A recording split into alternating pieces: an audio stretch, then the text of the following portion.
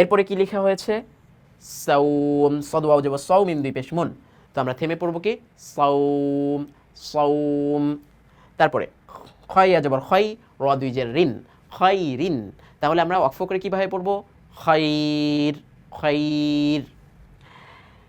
এরপরে শব্দ কি মিম ওয়াও জবর মাউ তা দুই পেশ তুন, মাউতুন, তা ওয়াকফ করলে আমরা কীভাবে পড়বো মাউত। এরপরে কি শব্দ ইয়া ওয়াও জবর ইয়াউ মিম দুই পেশ মুন, ইয়াউমুন, তো ওয়াকফ করলে কি হবে ইয়াউম।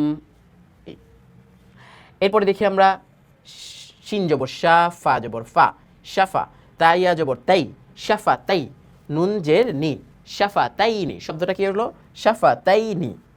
তো এখানে যদি আমরা ওয়াকফ করি কি হলো, এই যে তায়ের উপরে জবর আর হচ্ছে জজমালা ইয়া, তাহলে লিনের হরফ পাচ্ছি।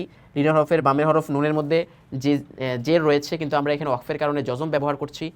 শাফাতাইন শাফাতাইন। এরপরে কি শব্দ মিম শিন জবর মাশ, র জের রি, মাশরি, কফিয়া জবর কাইনুন জের নি, মাশরি কাইনি, তাহলে ওয়াকফ করলে মাশরি কাইন। এরপরে কফ পেশ কু, রয়া জবর রয়, কো রয়, শিন দুই যে শিন, কো রয় শিন, ওয়াকফ করে আমরা কি বলবো কোরাইশ। সর্বশেষ আমাদের যে শব্দটা নাজদাইনি, তো নাজদাইনি এখানে আমরা একটু খেয়াল করি, যেমন আমরা শব্দের মাঝখানে বলে থাকি যে আমরা চিন্তা করব যে এখানে কোন নিয়মটা খাটলো। তো এই জিম কলকলার হরফ, তাই না?